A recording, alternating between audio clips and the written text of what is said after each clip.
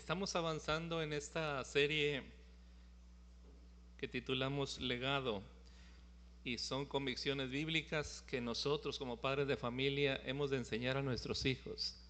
Convicciones bíblicas que les van a ayudar a ser hombres y mujeres de éxito en la vida. Éxito desde el punto de vista de Dios, hermano. Debo aclararlo, porque mire usted, es como como el testimonio de Paul Washer, este predicador, este hombre de Dios. Y él dice, estaba estudiando leyes y era un estudiante destacado. Él estaba a punto de graduar con honores, era excelente, pero vivía una vida perdido, lejos de Dios. Y dice que la parte que su vida tocó fondo fue una madrugada cuando se despertó y estaba en un departamento, era un joven soltero estudiando en la universidad, y se despertó y se sintió muy mojado, y entonces se dio cuenta lo que pasó bajo los efectos de la borrachera de la madrugada, en la noche y la madrugada anterior. Él vomitó de tan mal que andaba, pero tan terriblemente mal que estaba, ni siquiera se despertó, no se dio cuenta hasta en la mañana que despierta, todavía no amanecía, esa madrugada despierta y se ve lleno de su propio vómito, y entonces él se despreció a sí mismo y por fin se sintió como el hijo pródigo cuando la Biblia dice que en medio de los puercos volvió en sí. ¿Se acuerda? Y dijo: ¿cuántos jornaleros en la casa de mi padre tienen abundancia de pan y yo aquí perezco de hambre? Y algo le hizo ver, Dios hizo luz en su cerebro apagado, en su mente caída, a pesar que intelectualmente era brillante, y se dio cuenta que tan perdido estaba, y ahí empezó el camino de búsqueda de Dios. Así que por eso le aclaro, cuando menciono que deseamos que nuestros hijos sean hombres y mujeres que tengan éxito en la vida, éxito no es eso, hermano. Hay profesionistas que son exitosos y ganan cantidades muy altas porque tienen profesiones que les remuneran mucho, porque son buenos en lo que hacen, pero su vida interior está destruida. No es eso lo que queremos para nuestros hijos. Deseamos que les vaya bien, pero que ese bien sea el bien de Jehová, que ese bien sea la pureza de su alma, sea una conducta íntegra, un testimonio fiel delante de Dios, sea una vida que si Dios les llamara en cualquier momento y los llama a su presencia, pudiera decirles: bien, buen siervo y fiel. Esas son las palabras de Dios. No es bien, buen siervo exitoso o brillante, pero la pureza del alma, la integridad de su corazón, es el propósito de todo padre de familia y toda madre de familia que tiene los ojos puestos en lo alto, en las cosas espirituales. Ese es el deseo a través de esta serie de lecciones, convicciones bíblicas que hemos de sembrar en ellos. Y esta noche, con la ayuda de Dios, queremos hablar del cuerpo. Nuestro cuerpo, esta es la convicción: mi cuerpo es templo del Espíritu Santo y no debe ser contaminado por los deseos de la carne y la influencia de este mundo. Es esa convicción, lo repito: mi cuerpo es templo del Espíritu Santo y no debe ser contaminado por los deseos de la carne y la influencia de este mundo. Eso es lo que esta noche, con el favor de Dios, queremos sembrar en los corazones de los jóvenes que están aquí, pero también de los padres de familia que pueden sembrar esta semilla en el corazón de nuestros hijos con la gracia de Dios. Y inicio aclarándole: ¿se fija usted que en la Biblia usa lenguajes donde a veces compara a la iglesia de diferentes formas? A veces, por ejemplo, en Corintios compara a la iglesia con un cuerpo, ¿se acuerda? Dice que en el cuerpo somos el cuerpo de Cristo. ¿Y quién es la cabeza? Es Él. Y dice que hay quienes son, que la mano no le puede decir al pie: no te necesito. Y habla del ojo, del oído, y habla de los miembros del cuerpo de Cristo como eso, como un cuerpo físico. ¿Estoy bien? Es decir, ¿me va siguiendo? Porque están muy callados hoy. Esta mañana también la clase de alumnos estaban muy callados. Y así lo compara con un cuerpo. En otras ocasiones lo compara, como en esta ocasión que vamos a ver, con un edificio. Un edificio donde dice que la principal piedra del ángulo es Jesucristo, donde el cimiento son los apóstoles. Y vamos a ver algunas escrituras y entonces vamos a ir avanzando a ese propósito. En la semana anterior, por ejemplo, vimos cómo la Biblia habla de hombres de integridad y los compara con ¿qué? La semana pasada. ¿Mande? Con árboles. Mencionó el Salmo 92, la palmera, ¿y qué más? El cedro del Líbano. Y no son los únicos lugares donde habla de eso. Yo le mencioné en el mensaje del domingo anterior que, por ejemplo, en el libro de Judas, cuando habla de hombres disipados, hombres de vida vana, lejos de Dios, le llama árboles otoñales, sin fruto, 2 veces desarraigados y muertos. De hecho, mire, búsquelo conmigo por favor a propósito, el libro de Judas. ¿Dónde está el libro de Judas? Antes de Apocalipsis. Y ya si usted no sabe dónde está Apocalipsis, ya sería demasiado.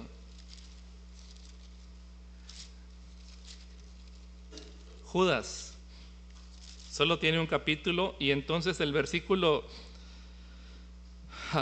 11 dice: hay de ellos porque han seguido el camino de Caín y se lanzaron por lucro en el error de Balaam y perecieron en la contradicción de Coré.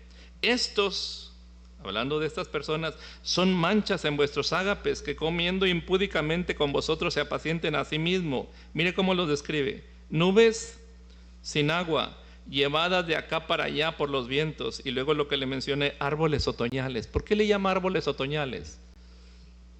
Porque en el otoño los árboles pierden las hojas y naturalmente el fruto no se da en otoño, pierden las hojas y luego llega el invierno, ¿verdad? ¿Y qué pasa? Parece que se secan muchos de ellos, pero luego reverdecen en la primavera y el verano. Pero estos ciclos en la vida se reflejan en los árboles y se reflejan también en las vidas. Pero a estas clases de personas le llama árboles otoñales. ¿Qué significa? Parece que siempre están en otoño. No hay primavera para ellos. Por eso le llama enseguida sin fruto. ¿Y qué más? 2 veces muertos y desarraigados. Así los compara. Y de hecho es asombroso que no es la única vez que se habla de las personas usando el símil o la comparación de árboles. En el libro de Proverbios dice, por ejemplo, el fruto del justo es árbol de vida. Árbol de vida. Y hay una parábola en el Antiguo Testamento, en el libro de Jueces, capítulo 9, donde usa esta parábola como usando la figura de árboles. Mire, vaya conmigo allá para que se dé cuenta de lo que hablo y vea que hay estas simbologías en la Biblia. Jueces, capítulo 9.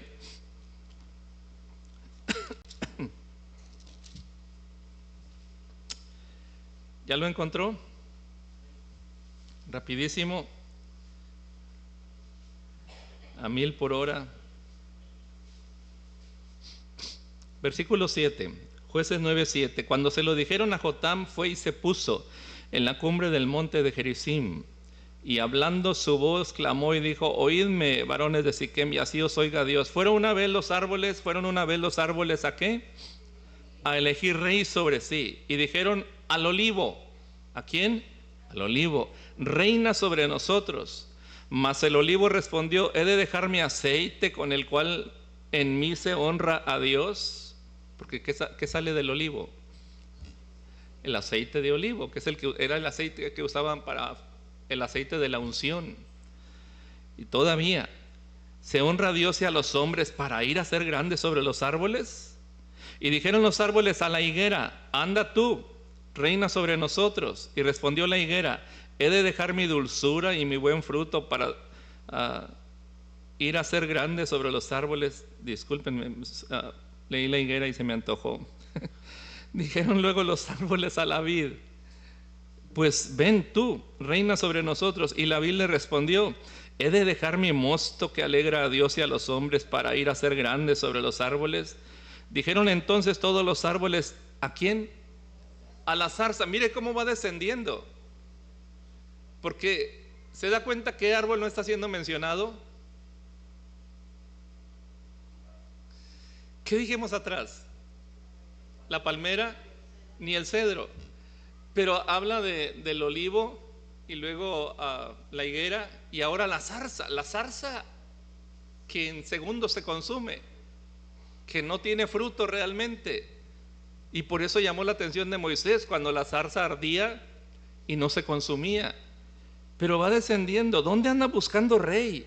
Anda tú y reina sobre nosotros. Y la zarza respondió a los árboles: si en verdad me elegís por rey sobre vosotros, venid, abrigaos bajo mi sombra. Y si no, salga fuego de la zarza y devore ¿a quién? Imagínese. Ahora, no le voy a explicar todo esto porque es tremendamente interesante, pero solo le digo, estaban buscando rey. Y la simbología que usa es de árboles, como mencionamos la ocasión anterior en el Salmo 92. El justo florecerá como la palmera, crecerá como el cedro del Líbano, plantados en la casa de Jehová. Y por cierto, hermanos, si usted se acuerda, a propósito del tema de esta tarde, mientras regresa al pasaje que le dije que, bueno, no le dije, mencioné Judas, pero vamos a iniciar en Primera de Pedro, capítulo 2. Pero mientras lo encuentra, ¿se acuerda que estábamos mencionando del cedro, el cedro del Líbano, que son árboles anticorrosivos? Porque dentro del cedro se produce una resina olorosa, y esa resina resiste las larvas y los parásitos que dañan la madera de los árboles, pero al cedro no lo daña porque lo produce, y esa resina tiene un olor muy agradable.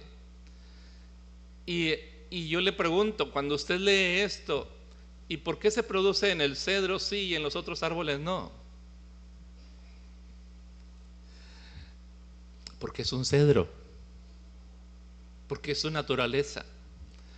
¿Y sabe por qué más? Porque Dios iba a usar la figura del cedro, es decir, la creación de Dios toda tiene propósito.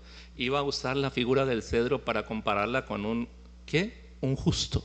Y el justo florecerá como la palmera, crecerá como cedro en el Líbano.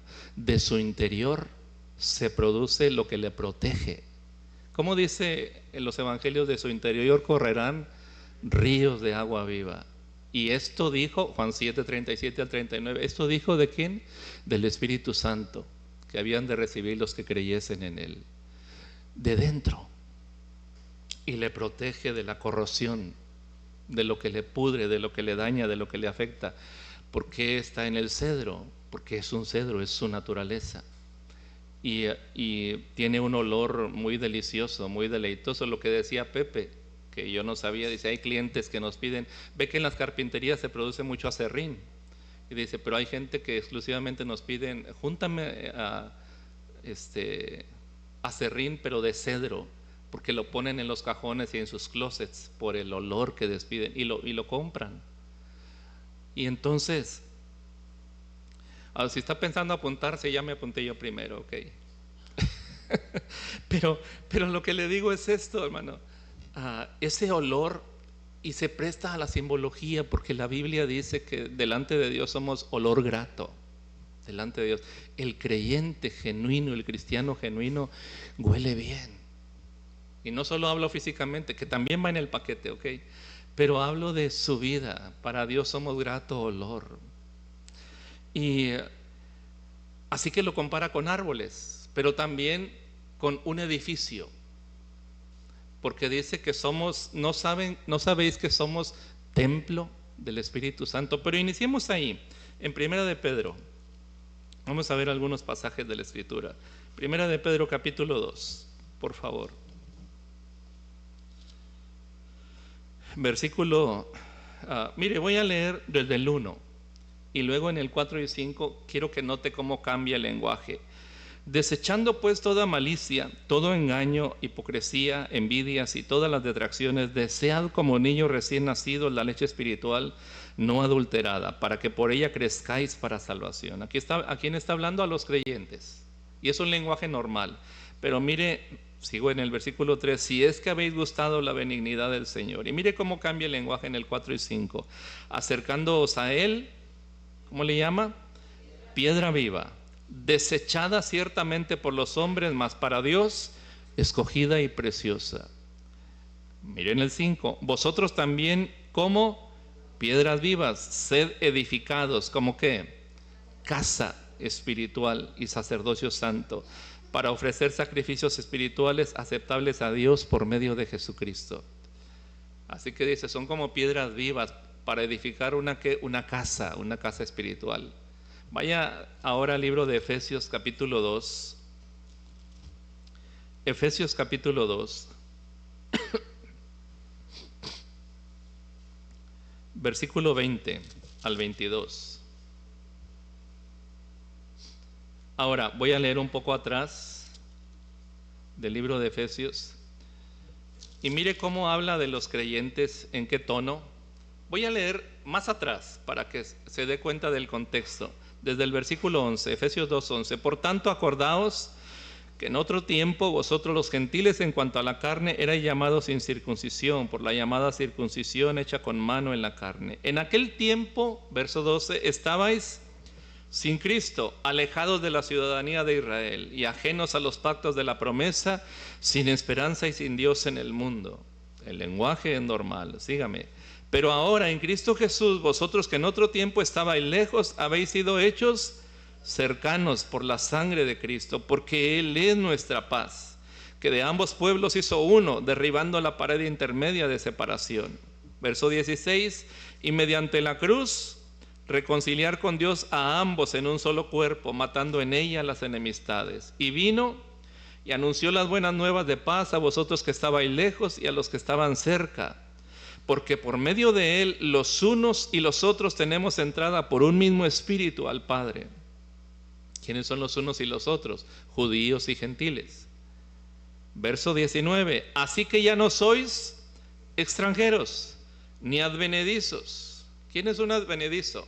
Bueno, ¿quién es un extranjero primero? Es un extranjero, ¿verdad? Que no vive en nuestro país, son de fuera. ¿Pero qué es un advenedizo? Ese que llega de visita, llega y se metió ahí y no se va. Ahí se queda. Es como algunos casos, perdóneme la comparación, pero yo he oído algunos casos, no de personas, pero de un perrito por ahí. Y hermano, ¿quién se lo regaló? No, solo llegó. Solo vino, así dicen.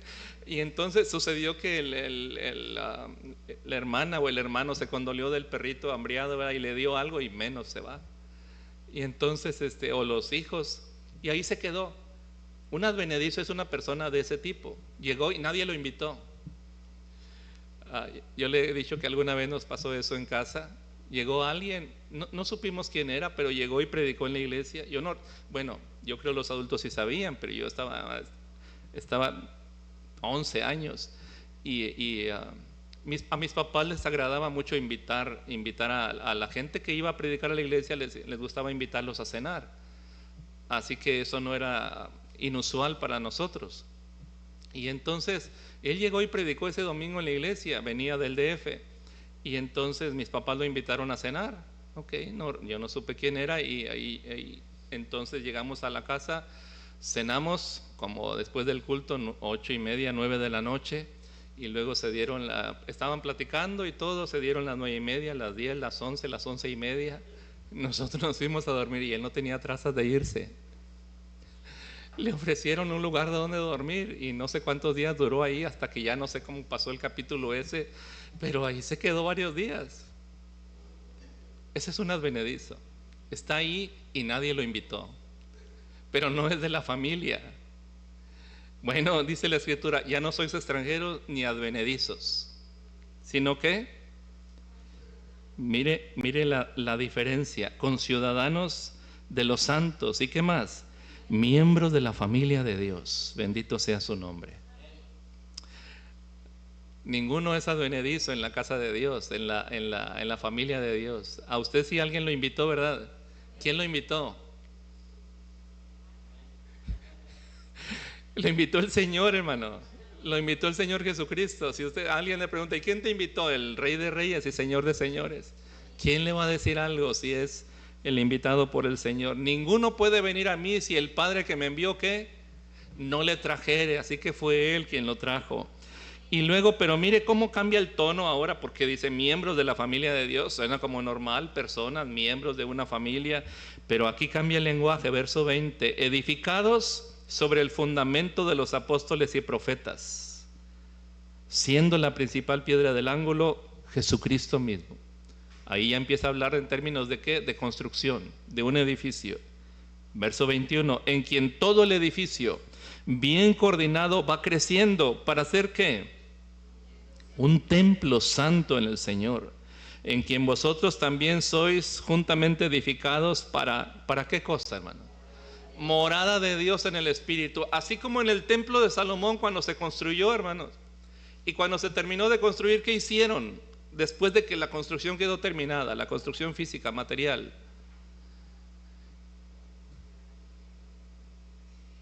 ¿qué hicieron? Hicieron una dedicación, y en la dedicación invocaron la presencia de Dios. Que tu presencia esté en este lugar para siempre, Señor. Que tus ojos estén abiertos de día y noche sobre este lugar.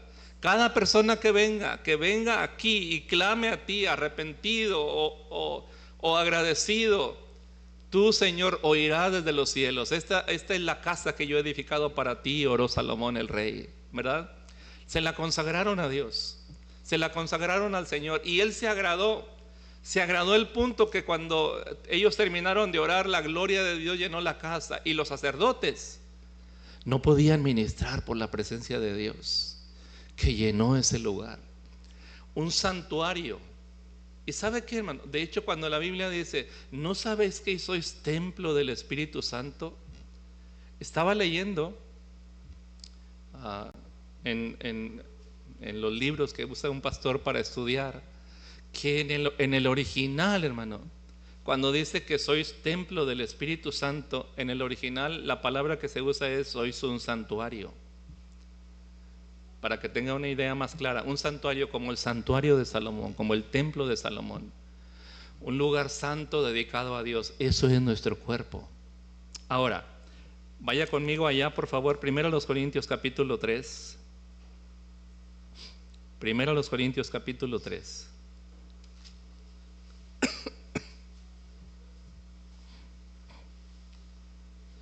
Versículo 16. ¿No sabéis que sois templo de Dios y que el Espíritu de Dios mora en vosotros? Si alguno destruyera el templo de Dios, Dios le destruirá a él, porque el templo de Dios, el cual sois vosotros, santo es. Ahora, ¿por qué Pablo, el apóstol, está diciéndole, ¿no saben que son un templo santo en el Señor? ¿No lo saben? ¿Por qué él dice esto? Porque está escribiendo a los corintios, y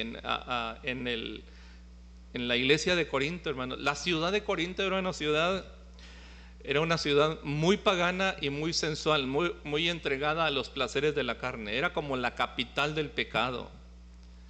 Cuando en los escritos que hay de las historias antiguas de Corinto, dicen que cuando se hablaba de Corinto era como sinónimo de perdición. Es como cuando alguien dice Sodoma y Gomorra. Bien, en los tiempos en que fue escrito el Nuevo Testamento, Corinto era sinónimo de eso. Por eso ustedes se acuerdan que aquí mismo en Corintios capítulo 5 el apóstol Pablo habla muy fuerte de uno, dice que llamándose hermano tenía a la mujer de su padre, y él estaba en la iglesia como si nada, porque para ellos era normal, era parte de las costumbres licenciosas que ellos tenían. Aún los templos que tenían, los templos de sus religiones paganas, en la mayoría de esos templos, especialmente uno de ellos, había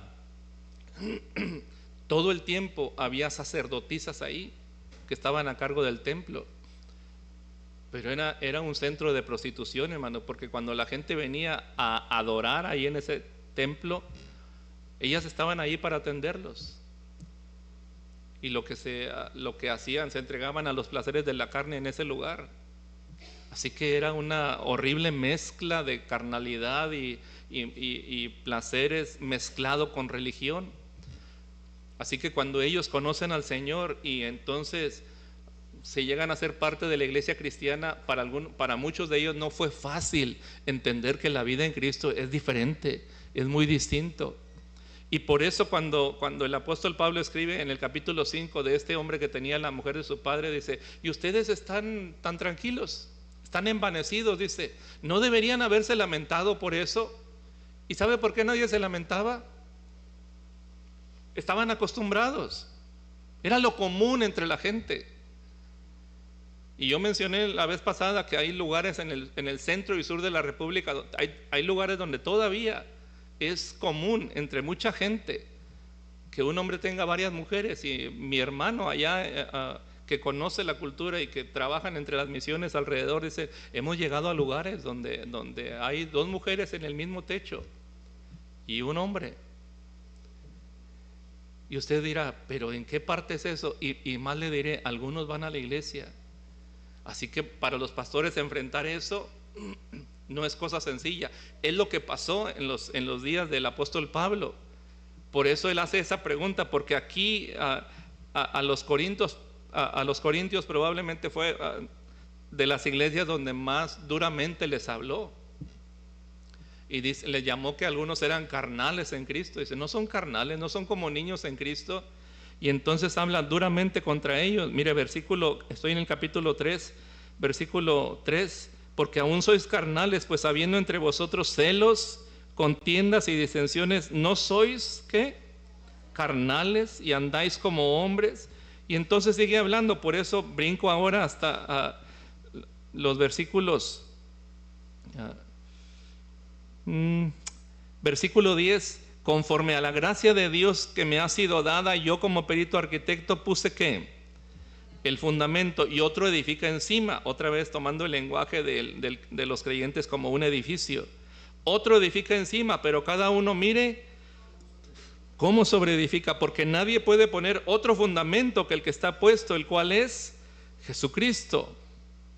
Y si sobre este fundamento alguno edificare oro, plata, piedras preciosas, madera, heno, hojarasca, la obra de cada uno se hará manifiesta, porque el día la declarará, pues por el fuego será revelada, y la obra de cada uno, cual sea, el fuego la probará. Si permaneciere la obra de alguno que sobreedificó, recibirá recompensa. Si la obra de alguno se quemare, él sufrirá pérdida, si bien él mismo será salvo, aunque así como por fuego. No tengo el tiempo de explicar todo esto, pero lo que ve es que lo que él está diciendo es que habrá un día del juicio, y enseguida que habla del juicio donde serán probadas las obras de cada uno, enseguida dice: ¿no saben que son templo de Dios y que el Espíritu de Dios mora en vosotros?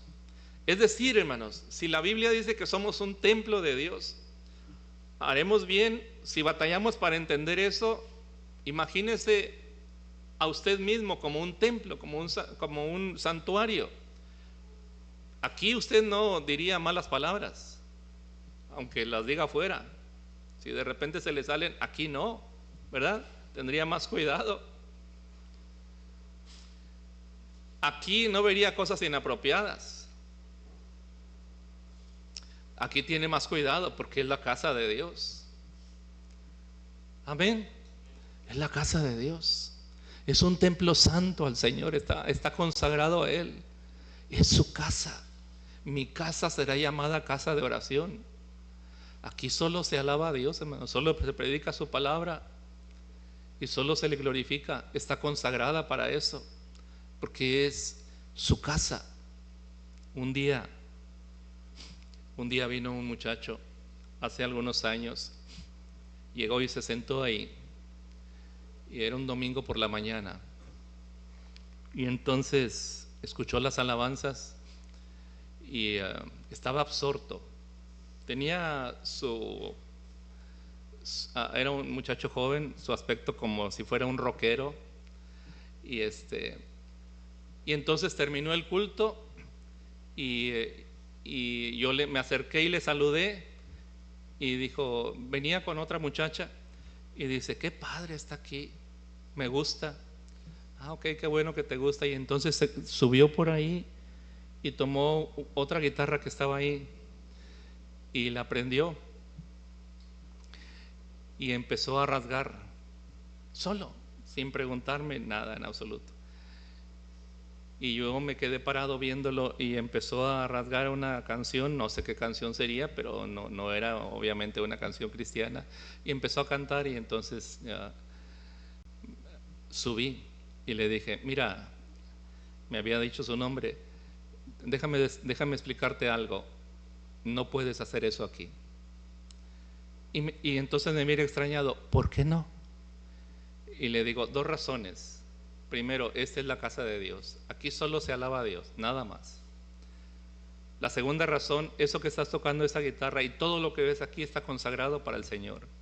Aunque lo sacáramos, no se usan para otra cosa. Son instrumentos consagrados a Dios.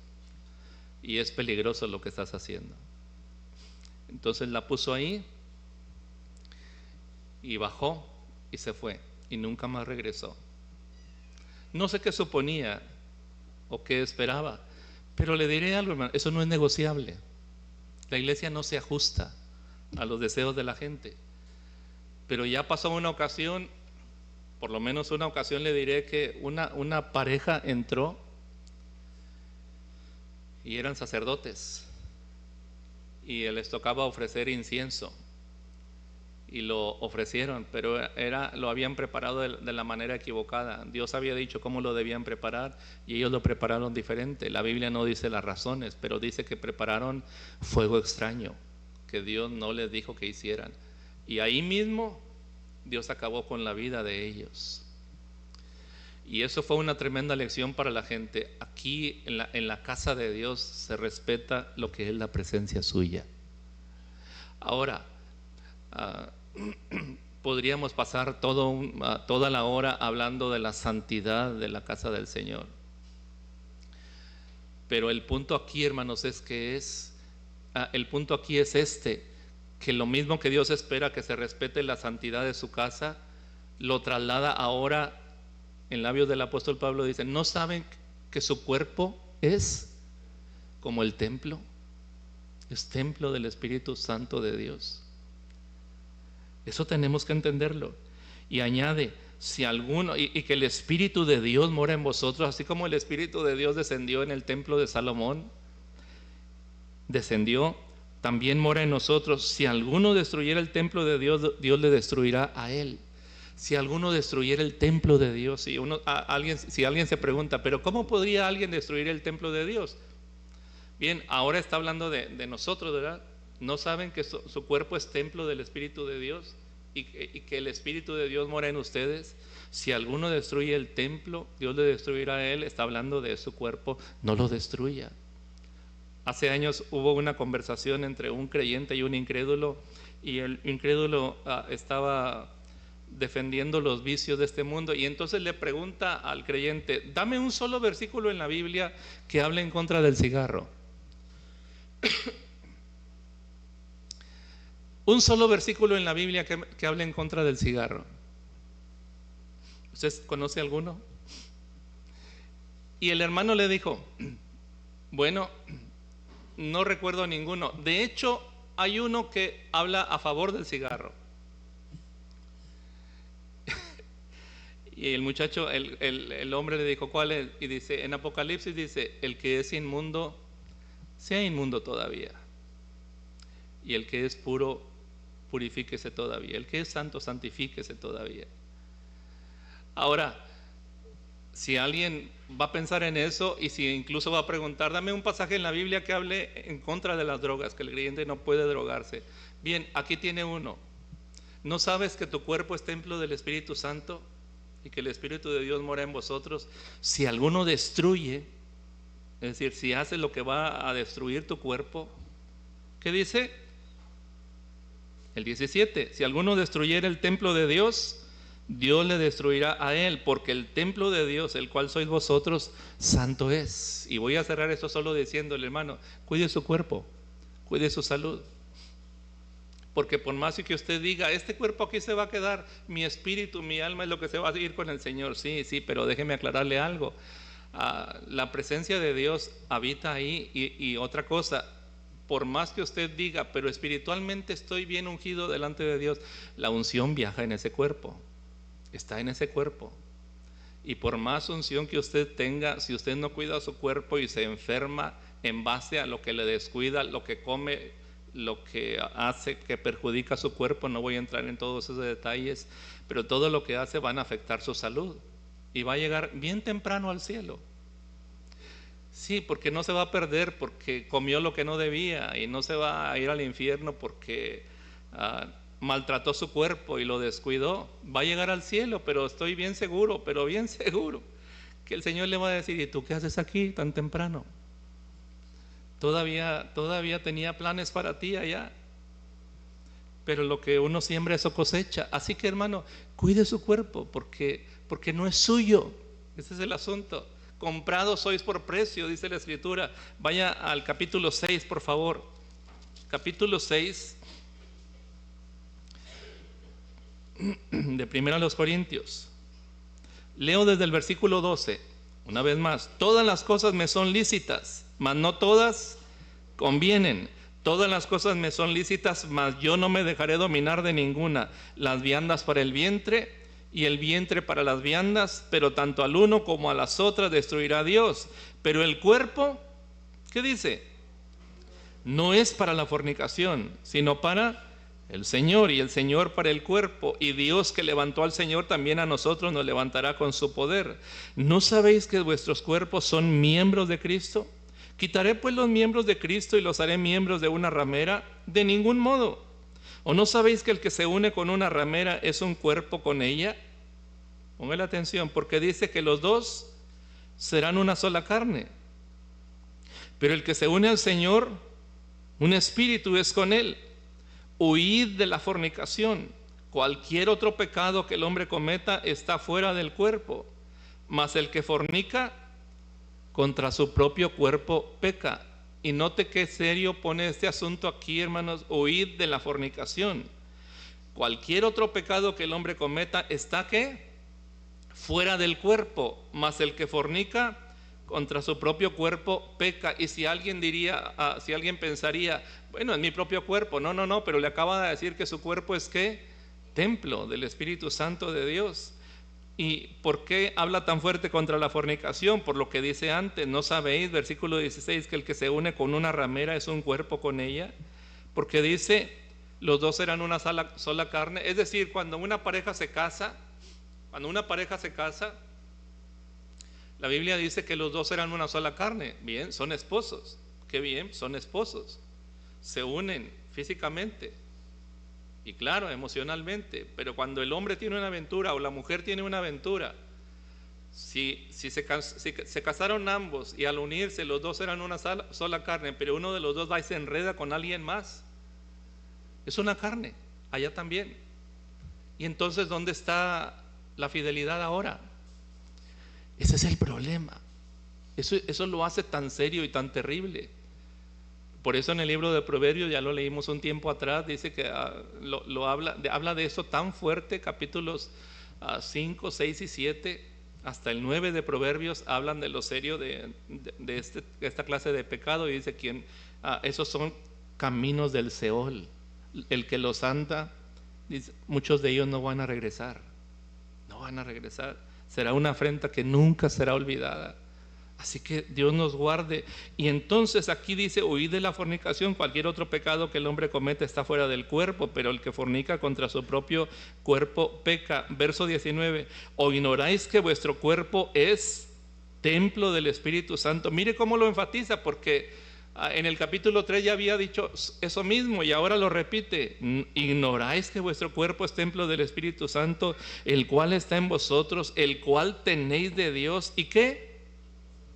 No sois vuestros, no es que es mi cuerpo, yo sabré. No. Dios te lo dio, pero somos administradores. Un día nos va a pedir cuenta de ello. Verso 20: porque habéis sido comprados por precio. Déjame preguntarle algo, hermano. En la redención, los creyentes hemos sido redimidos por la sangre del Cordero. Amén. Redimidos. Pero ¿qué piensa usted que incluye la redención? ¿Su alma? ¿Su espíritu nada más? ¿La redención incluye también la redención del cuerpo? Por supuesto que sí, hermanos. Porque había una doctrina en los días del Nuevo Testamento de gente que decía, todavía la hay, de repente nos hemos encontrado por ahí gente que dice, a Dios lo que le importa es mi interior, y eso se lo doy cuando voy y le alabo, pero lo exterior, lo físico, eso a Dios no le importa, con eso puedo hacer lo que sea. Había un tal Nicolás que era el que propagaba eso, y por eso en una de las cartas Apocalipsis dice, aborreces las obras de los nicolaitas, las cuales yo también aborrezco, porque tenían esa idea, entre otras, que con tu espíritu sí dáselo al Señor, pero el cuerpo no importa, porque finalmente el cuerpo aquí se va a quedar y se va a perder. Le voy a decir, hermano, hay un error grande con eso.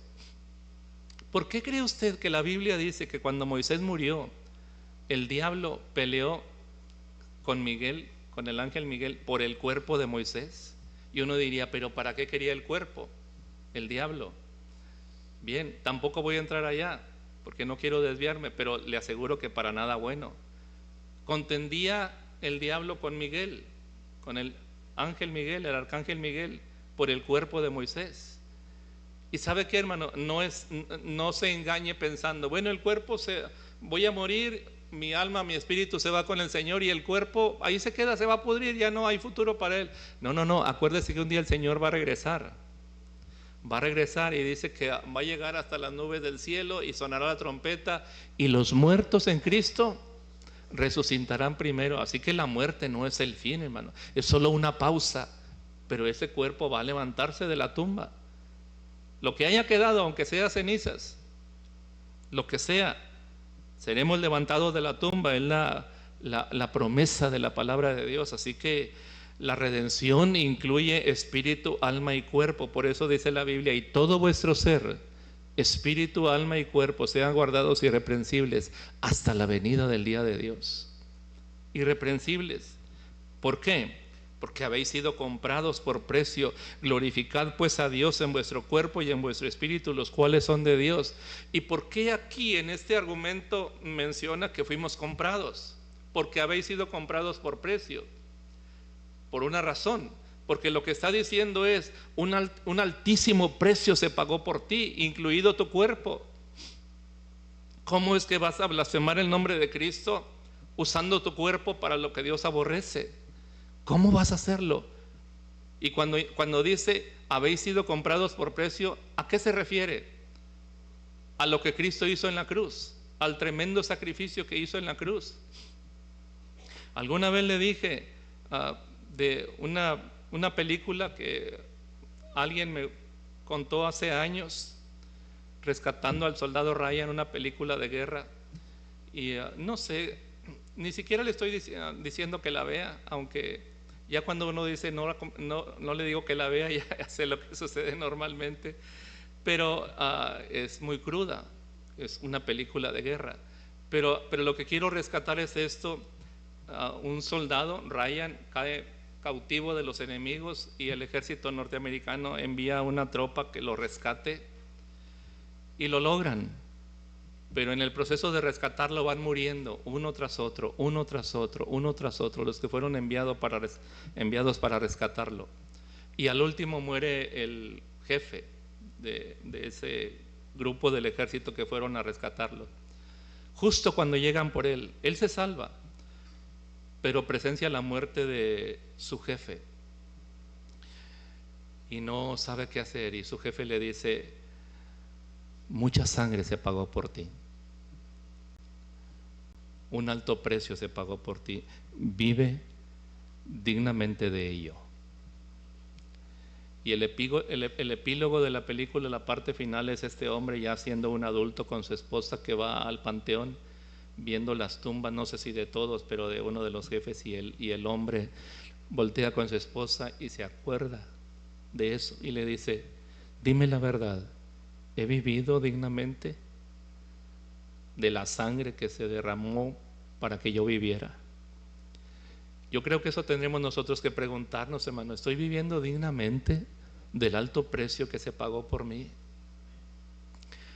Esa es nuestra pregunta permanente. Y es algo semejante que estaba en el corazón del apóstol cuando está apelando a que se aparten de la fornicación, de la inmoralidad, de la mala manera de vivir, del uso desordenado del cuerpo, y entonces apela a eso. No sois vuestros, habéis sido comprados. Lo que está diciendo, para que tú vivieras, se pagó la sangre del Hijo de Dios. Tienes que vivir, tenemos que vivir de tal manera que honremos ese sacrificio. Habéis sido comprados por precio. Glorificad pues a Dios en vuestro cuerpo y en vuestro espíritu, los cuales son de Dios. Amén. Terminemos en 2 Corintios capítulo 6. 2 Corintios capítulo 6.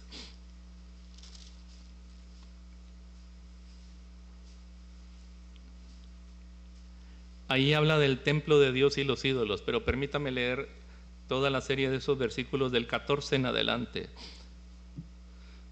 De hecho, leímos esto cuando estábamos hablando de los jóvenes, cuando están pensando en el matrimonio, cuando llegan a pensar en eso. Y una vez más diré, muchachos, a nuestros muchachos, tanto varones como señoritas, si usted no está con planes de casarse, ocúpese en sus estudios.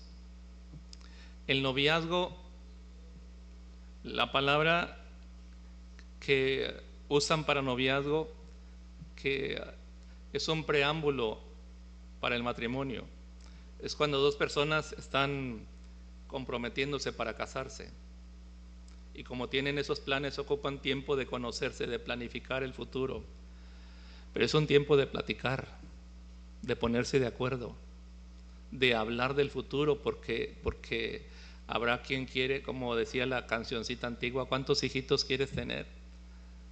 Hay casos de hombres que quieren tener 5 o 6 hijos y la esposa no quiere hijos. Lo quiere a él, pero no quiere hijos, porque es fitness, es de gimnasio y no quiere que su cuerpo se le arruine, entonces no quiere hijos.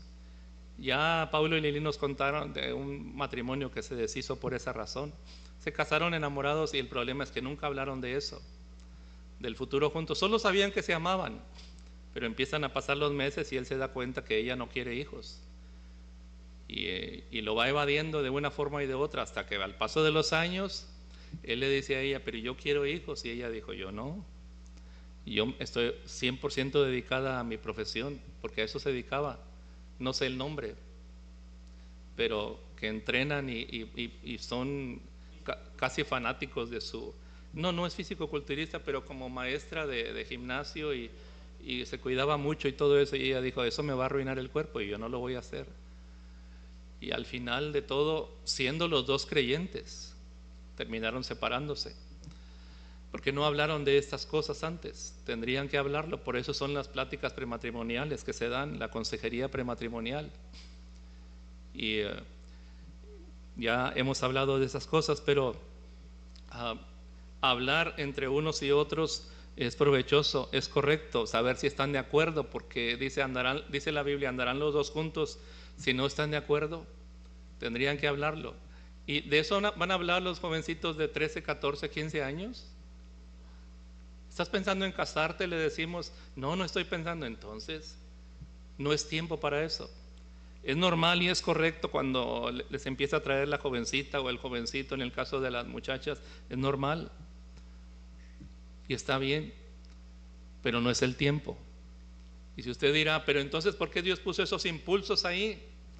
Bien, ahí están, pero también nos puso su Espíritu Santo y nos dio el dominio propio. El dominio propio, que no es otra cosa que el dominio suyo sobre nosotros, y todo tiene su tiempo. Y si no es el tiempo de casarse, no es el tiempo de andarse con esas cosas, porque luego nos engañamos pensando que si somos novios tenemos permiso para lo demás. De eso ya hemos hablado. No hay ningún permiso de parte de Dios en su palabra, no lo hay.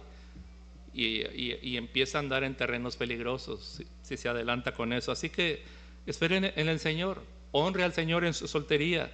Mire, le voy a añadir una cosa más, hermano. Le voy a añadir una cosa más. Aquí está mi esposa. Nos casamos hace un montón de años, 37 años. Y cuando ella y yo nos hicimos novios, yo estaba en cuarto del seminario. Tenía permiso del director. Así que nos veíamos por un año, una vez por semana, 1 o 2 horas. Pero consciente de ello, hermano. Y luego a mí me enviaron a León, Guanajuato. Y estaba allá 2 años soltero. Y vine pocas veces, muy pocas veces. Y de entrada por salida. Pero escuchen lo que le voy a decir. Era consciente, lo soy todavía, de que estamos rodeados de tentaciones. Sí. Así que salíamos juntos para platicar. Pero lo primero que hacíamos cuando yo pasaba por ella a su trabajo, a donde estaba, y cuando quedaba de recogerla, lo primero que hacíamos, cuando la recogía en el lugar, en el trabajo normalmente, y pasaba por ella en el carro, mientras íbamos a un lugar donde íbamos a tomar algo o lo que sea, orábamos juntos en el carro. Orábamos juntos. Porque sabe que la tentación ayuda que la oración ayuda para vencer las tentaciones. Y había un amor genuino. Estábamos hablando de casarnos. Había el propósito de casarnos. Si no nos casamos cuando yo gradué del seminario es porque no tenía nada que ofrecerle, solo mucho amor. Pero sabía que su familia iba a preguntar: ¿y qué le vas a ofrecer? ¿Van a dormir en el suelo o qué o dónde? Lo sabía. Así que hubo que esperar hasta juntar lo indispensable. Y fue complicado. Esa es la razón de esperar, pero insisto, hermanos, lo mejor que puede hacer una pareja cuando está planeando casarse y cuando se ven, aún y cuando están pensando en casarse, cada vez que se vean, oren juntos primero. Oren juntos al Señor y hablen del futuro. Si coinciden, porque el texto aquí está ahí en 2 Corintios 6:14. No os unáis en yugo ¿qué? Desigual. Si tienen cosas en común, desigual con los incrédulos, porque ¿qué compañerismo tiene la justicia con la injusticia? ¿Y qué comunión la luz con las tinieblas? La comunión se da en Cristo, hermano. Y por eso se ora al Señor. ¿Y qué concordia Cristo con Belial? ¿O qué parte el creyente con el incrédulo? Y vuelvo a decirles, muchachos, nunca se casen con un incrédulo, con alguien que no sea creyente. Y no se engañe tampoco pensando: va a tal iglesia. Hay gente que va a la iglesia y no es cristiano. Hay gente que está en las iglesias y no son cristianos. Asegúrese. ¿Cómo? Por sus frutos los conoceréis, dice la Escritura. Es por sus frutos. Y mire el 16. ¿Y qué acuerdo hay entre quién? El templo de Dios y los ídolos. ¿Por qué ahora habla del templo si está hablando del creyente y el incrédulo? ¿Por qué dice qué acuerdo hay entre el templo de Dios? Porque el templo de Dios, ¿quién es? Nosotros. El templo de Dios sois vosotros, dice la otra escritura que leímos. ¿Qué acuerdo hay entre el templo de Dios y los ídolos? Porque vosotros sois el templo del Dios viviente. Ahí está, ¿lo ve? Vosotros sois el templo del Dios viviente. Como Dios dijo: habitaré y andaré entre ellos y seré su Dios, y ellos serán mi pueblo, por lo cual salid en medio de ellos y apartaos, dice el Señor, y no toquéis lo inmundo, y yo os recibiré. Así que hay acuerdo, porque luego ya casados va a ser muy traumático darse cuenta que no estaban de acuerdo en las cosas esenciales. Si de por sí el matrimonio enfrenta dificultades, hermanos, todo matrimonio enfrenta dificultades. Y le voy a decir por qué. Porque de entrada son hombre y mujer. ¿Hombres y mujeres son iguales? No. Así que de entrada está eso en desventaja. Hombre y mujer somos diferentes. Y luego tenemos diferente crianza, diferente manera de pensar. Así que hay que ponerse de acuerdo. Pero si a eso le añade que uno es creyente y el otro no, las distancias se hacen más grandes, más terribles. ¿Y qué acuerdo hay entre el templo de Dios y los ídolos? Mire, hermano, nos ha tocado casos donde se casa el creyente con el incrédulo y va y se casa en un templo pagano. Y entonces nos han invitado. Y por supuesto que no hemos ido. Y entonces el creyente, el muchacho, la muchacha dice, sí, va a ser ahí porque la familia está presionando, pero realmente ella ni es, o él ni es en realidad, pero lo vamos a hacer ahí. Pero ¿dónde van a recibir la bendición de Dios? ¿De dónde? ¿De quién? No, pero yo estoy pensando en Dios, no estoy pensando en todos los ídolos que hay ahí. Pero yo quiero recordarle algo. La Biblia dice que el ídolo nada es, pero lo que está detrás del ídolo, ese es el problema. Mi pueblo, miren lo que dice, se lo voy a leer, Oseas 4:12 o Amós 4:12, es uno de los dos. Oseas 4:12, búsquenlo conmigo, por favor.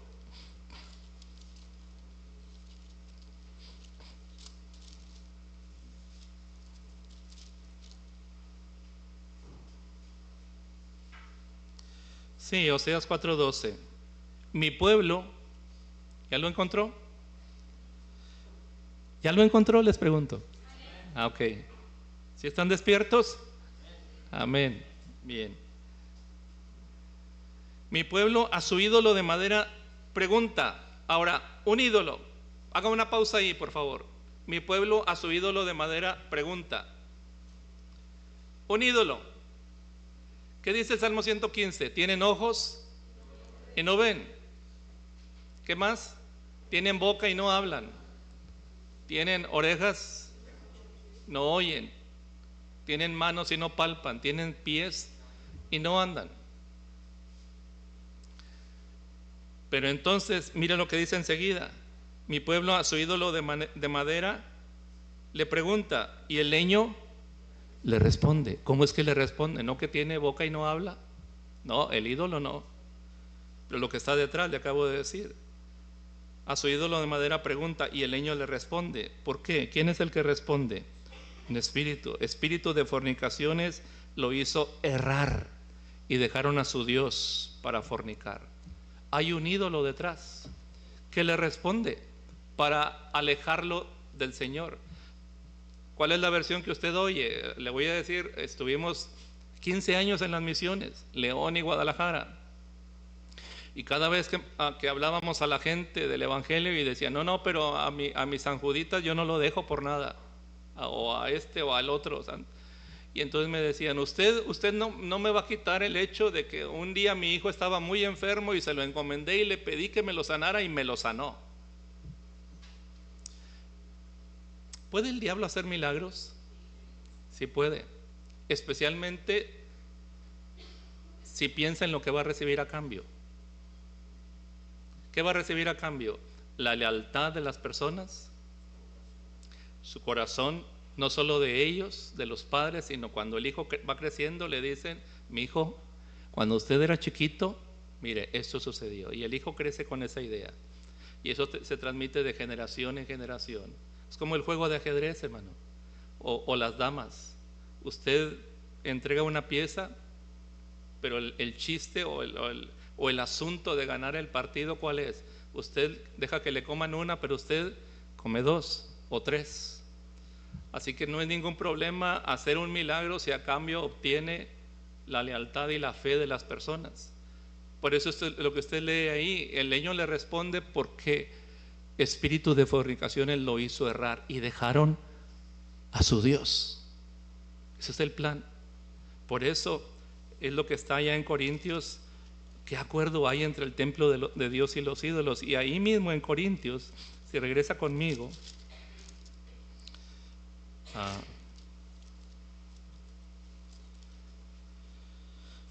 hay un pasaje que no tengo aquí en mis notas. Me ayudan a encontrarlo, por favor, donde habla de esto mismo.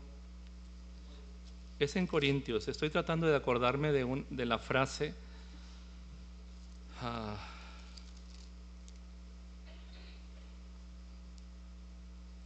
permítame, me acuerdo y se lo digo, pero está en Corintios, eso sí recuerdo. Aquí está, 1 Corintios capítulo 10. 1 Corintios capítulo 10, versículo 14. 1 Corintios 10, 14 en adelante. Por tanto, amados míos, huid de la idolatría. Como a sensatos hablo, juzgad vosotros lo que digo. ¿Huid de qué? De la idolatría. 16. La copa de bendición que bendecimos no es la comunión de la sangre de Cristo. ¿A qué se refiere? A la Santa Cena, ¿verdad? Cuando celebramos la Santa Cena. El pan que partimos no es la comunión del cuerpo de Cristo. Siendo uno solo el pan, nosotros con ser muchos somos un cuerpo, pues todos participamos de aquel mismo pan. Mirad a Israel según la carne, los que comen de los sacrificios no son partícipes del altar. ¿De qué está hablando aquí el apóstol Pablo? Mire, está hablando de esto, todavía hablando a los corintios. Dice, ¿por qué vienen a participar de la Santa Cena y también van allá donde iban antes y participan allá? ¿Cómo pueden participar aquí y participar allá? No se puede, no es correcto, no está bien. Y entonces pone esta analogía. Y entonces miren lo que dice en el versículo 18, mirad a Israel según la carne, los que comen de los sacrificios no son partícipes del altar. 19, ¿qué digo pues? ¿Que el ídolo es algo? ¿O que sea algo lo que se sacrifica a los ídolos? Ahora mire las dos preguntas. ¿El ídolo es algo? ¿Usted qué respondería? ¿El ídolo es algo? No, ¿verdad? Y otra vez el Salmo 115, tienen ojos y no ven, tienen oídos y no oyen, tienen pies y no andan. Semejantes a ellos son los que los hacen y cualquiera que confíe en ellos. Sí, el ídolo no es nada. Y es el argumento que usan estas parejas cuando dicen, pero voy a ir ahí, pero yo voy a adorar a Dios. Los ídolos no son nada, ¿cierto? Pero miren lo que sigue diciendo aquí, el ídolo es algo o que sea algo lo que se sacrifica a los ídolos. Antes digo que lo que los gentiles sacrifican, a los demonios los sacrifican y no a Dios. Y no quiero que os hagáis partícipes ¿con quién? Con los demonios. No podéis beber la copa del Señor, cuando celebramos la cena aquí, y la copa de los demonios. No podéis participar de la mesa del Señor y de la mesa de los demonios. ¿O provocaremos a celos al Señor? ¿Somos más fuertes que Él? Eso es lo que sucede. Así que por eso nos rehusamos, francamente. Incluso a mí me asombra que padres de familia dicen, es que mi hijo decidió o mi hija decidió y bueno, es su día especial, tenemos que estar ahí, al cabo que nosotros no vamos a participar. Mire lo que va a hacer, mire bien lo que va a hacer, hermano, mire bien lo que va a hacer, porque un día se lloran lágrimas de mucho dolor por haber hecho lo indebido y lo inapropiado. ¿Qué acuerdo hay entre el templo de Dios y los ídolos? Dice entonces, y regrese conmigo ahí donde estábamos, primero los Corintios capítulo 6, para terminar ahí con el último versículo. No, era segunda a los Corintios.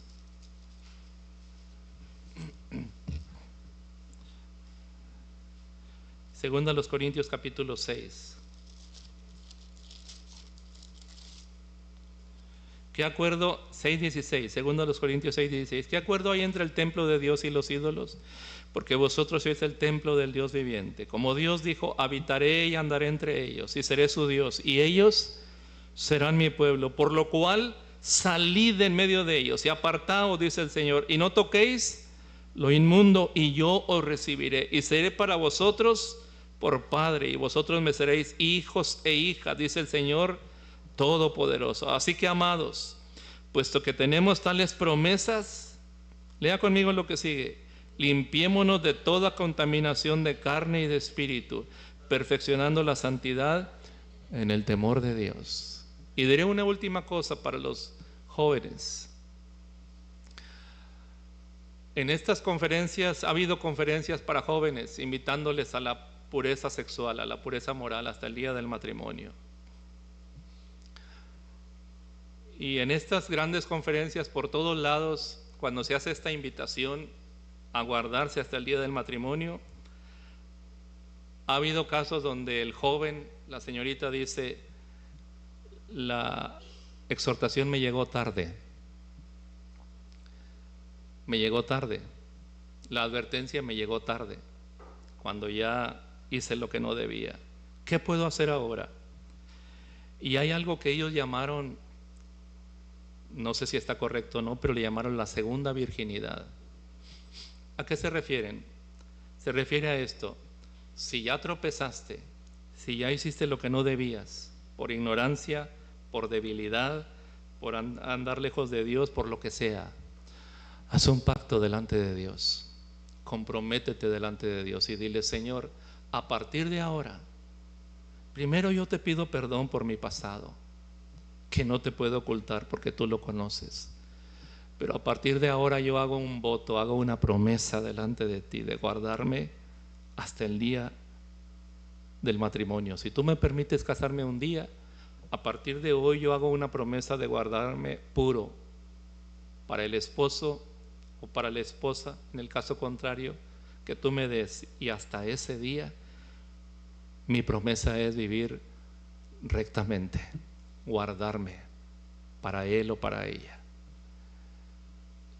¿Confiando en qué? Confiando en la promesa de Dios que si alguno está en Cristo, nueva criatura es. Las cosas viejas pasaron, he aquí todas son hechas nuevas. Confiando en la promesa suya que dice que si alguno está en luz, como Él está en luz, ¿qué? Tenemos comunión unos con otros. Y la sangre de Jesucristo, su Hijo, nos limpia de todo pecado.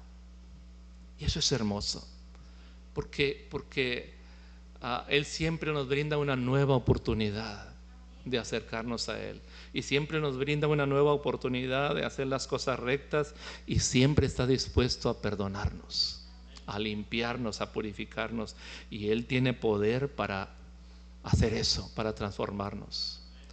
De hecho, cuando el apóstol dice aquí mismo, y a los romanos les dice, habla de que no sabéis ni los fornicarios, ni los idólatras, ni los afeminados, ni los que se echan con varones, y hace una lista larga, dice, no sabes que todos los que practican eso no heredarán el reino de Dios.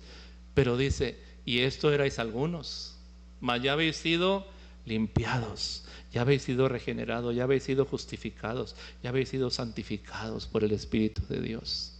Mire qué maravilla, eran eso algunos, toda esa lista terrible. Pero en Cristo Jesús, el Señor les perdonó y les limpió y les dio una oportunidad de enderezar lo torcido. No hay nadie que vino al Señor arrepentido y con el deseo de vivir rectamente que fue rechazado. Nadie. Así que siempre hay oportunidad en Él. Por lo cual, dice, puesto que tenemos tales promesas, limpiémonos de toda contaminación de carne y de espíritu. Perfeccionarnos la santidad en el temor de Dios. Nuestro cuerpo entonces es templo del Espíritu de Dios y Él mora en nosotros. Y la misma reverencia que debía la gente tener en el santuario es el mismo respeto que hemos de tener a nuestro cuerpo cuando es tentado a hacerlo inapropiado, sabiendo que es un templo de Dios y su Espíritu Santo está ahí. No lo contristemos. No lo contristemos. No vale la pena, y sería una vida muy miserable vivir así, con el Espíritu de Dios contristado y expuesto a lo que puede suceder cuando le contristamos al único que puede guiarnos en santidad. Póngase de pie, por favor, y terminemos orando. Padre, bendito seas esta noche. Suplico que la semilla de tu palabra caiga en buena tierra y lleve fruto que te glorifique y fruto que bendiga las vidas de nuestros muchachos, de nuestros niños, Señor. Protégelos del mal, Señor. Encamina sus corazones a ti, sus pensamientos a ti, y da a nosotros como padres la gracia y la sabiduría de acompañarles en el camino, Señor, sabiendo que no están solos en las luchas que enfrentan. En la escuela, en la primaria, Señor, en la secundaria, en la preparatoria, en la universidad, en sus trabajos, donde quiera que van cada día, Señor, protégelos. Y a nosotros como padres, ayúdanos a hacerles ejemplo, Señor, En tus manos benditas nos ponemos tanto padres como hijos. Bendice tu iglesia y en esta semana que iniciamos, Señor, usa nuestras vidas. Usa la vida de cada uno de tus hijos para tu gloria. En el nombre precioso de Jesús oramos. Amén.